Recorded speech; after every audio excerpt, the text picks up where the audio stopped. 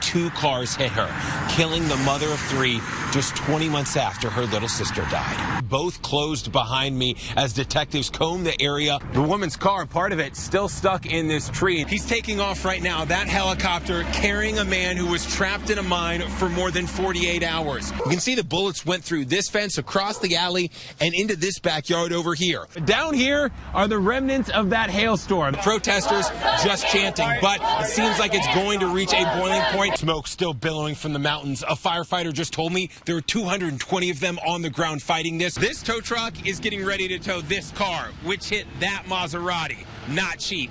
These cops told me they've been to 15 accidents in the last 5 hours alone. What you won't find in it is anything about how the handcuffed father's leg was swept by officers, how the mother and 2 young daughters were held at gunpoint, or the cussing and violent threats made by the men with badges. 2 Phoenix police officers threatening to shoot a family, kicking the leg of a handcuffed father, and pointing a gun at the mother and 2 young daughters. Hands up.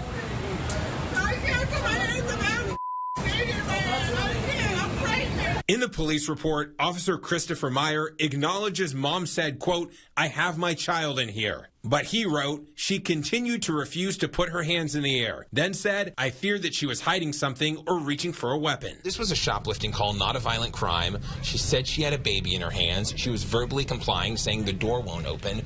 You know, what do you make of the fact that an officer kind of wrote that line in the report that I feared she was reaching for a weapon when there was really no indication she had a weapon? Well, keep in mind that I can't talk about that, and I wasn't at the scene. So those are questions that we'll ask during the course of the investigation. In the video, Officer Meyer clearly kicks the leg of the handcuffed father. In the report, though, he writes, "I made him spread his feet." But nowhere in the report does he mention yelling, "You're going to get effing shot," or "I'm going to put an effing cap right in your effing head." Unfortunately, I can't discuss the things that you're asking right now. Neither officer had a body camera or a dash cam. If witnesses hadn't been recording, the department would have never seen their officer holding the mother, 4-year-old, and 1-year-old girls at gunpoint. Why?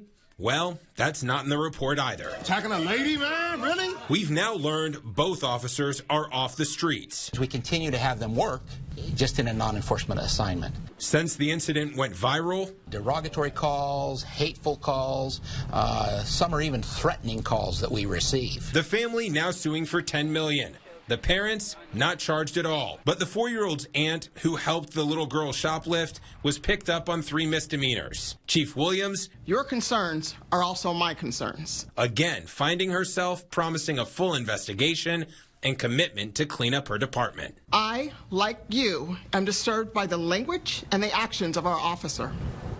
According to the FAA, in the first half of this year, Arizona ranks 4th in the country with 159 laser strikes. In the most recent one, involving Phoenix police, 1 man with the laser nearly took out a $4 million machine and multiple officers inside. When a laser hits you, it's pretty obvious that that's what it is. Phoenix police pilot Scott Hopkins was patrolling the skies Friday night when his chopper filled with green light. It starts reflecting from all over. It's extremely disorienting. It can cause temporary flash blindness. Got right inside the cockpit of our aircraft for several orbits. The dangerous laser attack, unfortunately familiar. Just me personally as the pilot, at least 20 times. Arizona is consistently one of the top states for laser strikes, according to the FAA.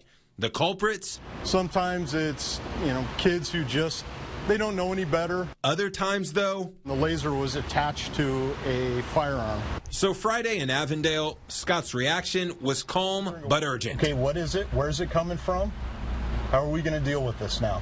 It was dealt with quickly. Put my hands up. I was really scared because there was like 9 police officers like, "Where's the laser? Where's the laser?" Devontae Jamerson admits he had the laser. We were waving it back and forth to try and make a wall effect, if that makes sense. The 27-year-old was playing with the neighbor out front, but denies pointing it at the pilot. Did you know that there was a helicopter up there? No. Cheryl Johnson's son was outside with Devontae. I think it's stupid. I think sometimes people do things without realizing what the real consequences are. Police, though, believe it was intentional, charging Devontae with aggravated assault. I don't hurt anybody. I don't do anything like that. Devontae says he's sorry for the scare. I'm thinking of it as a toy. His perspective already changed, because for Officer Hopkins, It's extremely serious. a laser is more of a weapon than something to play with. The old saying, takeoffs are optional, landings are mandatory. Well, I wouldn't want to try and land a helicopter blind.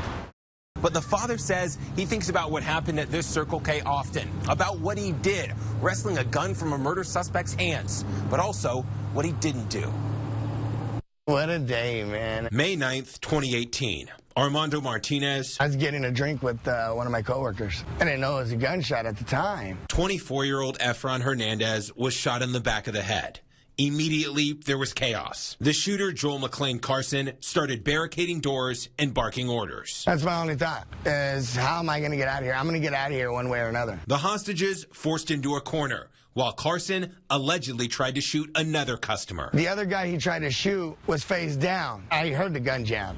And that's when I told my coworker, I'm like, hey, it just jammed. As Carson fiddled with his revolver in the back, There's no way in hell I was going to die that day. Armando decided to fight. He raised the gun and was like, don't try to be a hero, and that's when I grabbed it. Armando, 5'5", 140 pounds. I had so much adrenaline. Versus a man nearly twice that. I pulled the trigger 4 times as I was trying to get the gun away from him, and I was yelling for my coworker to come help me. And the reinforcements came. It was do what you want. Either you get out of here or you help me. And they all chose to help me. The video, released this week, seen by millions. Everything just came back, man. I mean, it brought me to tears. See, Armando's proud he fought back, but it's not a happy day. One person had to die for all that.